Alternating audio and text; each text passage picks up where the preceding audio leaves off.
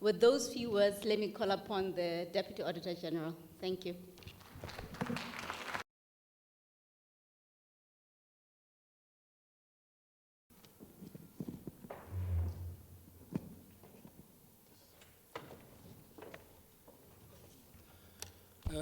Thank you very much, Program Director, for that very generous and short introduction. At least I'm assured that I'm standing between myself and nothing.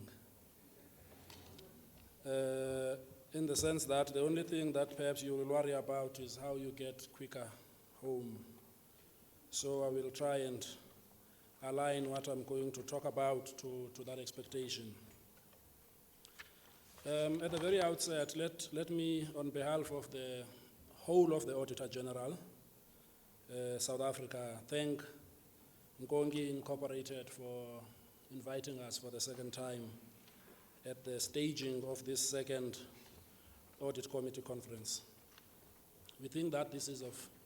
great benefit not only to us as we do the work that we do in the public sector, but we believe it is also of great value to many of our staff as well as the people that see and read the information that we report on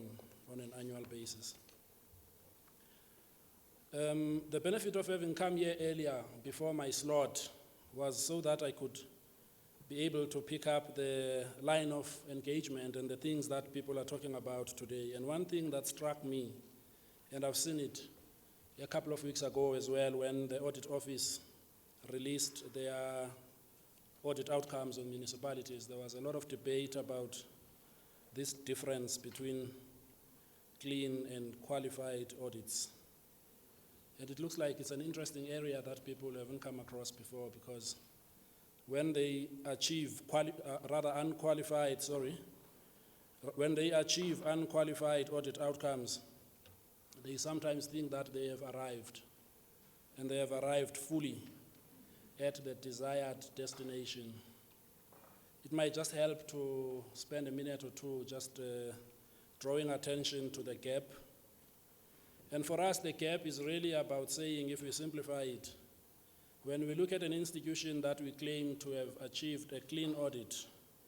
meaning that it has been transparent in reporting on its predetermined objectives, and we have been able as auditors to attest to that, as well as complying with all the laws and regulations applicable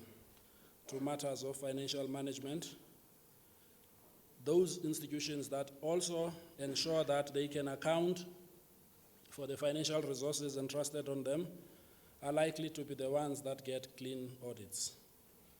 Let us just spend a minute longer on this and say, when we say they are clean, we do not necessarily say that everything that is in that entity that happened every day for those 365 days is absolutely correct and accurate. As we all appreciate that we do this work based on certain things that we test, based on whatever it is that we have seen. Now, this association of institutions with cleanliness is about saying that despite the fact that things may have gone wrong, these people have got the institutional capacity to detect them when they happen and are likely to do something about fixing them when they discover those deficiencies and errors. And I think it's important to draw that distinction so that when we read into a clean audit, we are reading a conclusion that says that we have been able to satisfy ourselves that they have accounted properly as required, and that if anything goes wrong henceforth, they are in a position whereby they can be able to react speedily and come up with what is considered to be a sustainable solution, taking into account the fact that there are all sorts of things that can go wrong in any system of internal control. That, I think, is important to paint the picture, because I think at some point we're going to be talking about clean audits, among others, even as we deal with the Public Finance Management Act, which is reporting on provinces and national departments. I'm trying to navigate my hand through these arrows here, and I'm not sure which one. Okay, there you go. Ladies and gentlemen, this is just a statement here that we normally put out as the office so as to remind everybody what it is that we are about. And in essence, the audit of the Auditor General, among other things, is about ensuring that there is oversight, accountability, and proper governance in the area of the public sector. And we are still committed as an institution to achieve exactly that goal. Whether it happens in the immediate or in the long term, we are still poised to ensure that insofar as matters of oversight and accountability are concerned, that is what we believe ought to be in place in South Africa in the public sector. All of this is governed, as you know, among others, and as the previous speakers have spoken, by legislation that has been formulated in Parliament, but principally the Constitution expects that all the institutions that are funded through the public purse need to report and do so transparently. The area of work we cover, as you all will recall, deals with national departments, the related entities, all the 9 provinces and their related entities, as well as the municipalities that operate in the 9 provinces. Perhaps if there was any slide that I was going to talk to for today, this probably captures the bulk of what I wanted to talk about today regarding our assessment of the effectiveness of the audit committees in the public sector. Some of these impressions that we are painting a picture on the slide are a result of the analysis that we have done after the audit opinions were finalized. We've got a process in the office that goes into understanding at a deeper level what is it that gives rise to the type of audit opinions that we get, good and bad. And among others, we have also taken note of the combined assurance that the whole assurance in relation to the financial statements that we are reporting on comes from. There's no doubt in our minds that when you look at the management side of things in relation to this combined assurance model, there are certain areas that work, and we have pointed out in the color scheme here, if you look at the yellow, green, and red, that annotation is an indication of green being those that meet substantially the level of assurance, the yellow being those that are in progress and are improving, as well as the red, which is areas that require significant level of improvement and intervention at some stages. So if we just stay on the bar that deals with management assurance, what it all says in summary is that there are still some significant weaknesses at the level of senior management within entities and departments, and particularly in municipalities in many respects. And among others, this is occasioned by frequent movements of people between positions for very short spaces of time. So when the audit committee has established a way of engaging with certain issues with a certain group of senior management,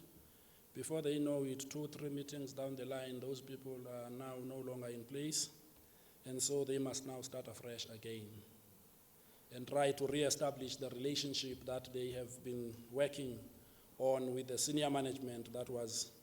in those positions before. And I know that one of these issues was also highlighted in the recent submission of the National Development Plan to say that something needs to be done to ensure that the strength of the capacity of senior management in government is given priority attention. Because without that strength, the chances are that the audit committee is not going to be effective, because most of the time they deal with issues that they come across at certain intervals during the reporting cycle. As far as the issue of accounting officer stroke accounting authority, there's a number of instances where we have noted improvements, and we believe that a lot of work, as the DG from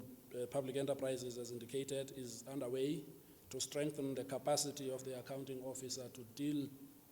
decisively and proactively with all the gaps that have been identified. The one area that we would like to share from our side is the proactiveness of the executive authorities. And you'll see there that we have annotated it in terms of the actual level of assurance as green.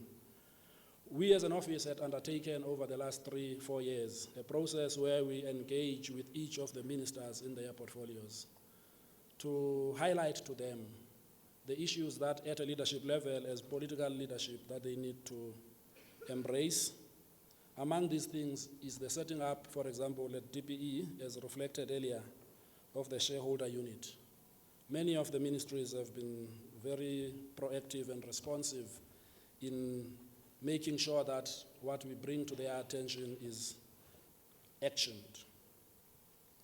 Again, having not annotated this as a green does not mean that the full audit outcomes are going to be clean at the very first instance, but it is worth noting that the executive authorities are at least playing their part. And in this case, I'm referring to ministers, I'm referring to MECs, and a variety of other people who hold that office in the 3 spheres of government.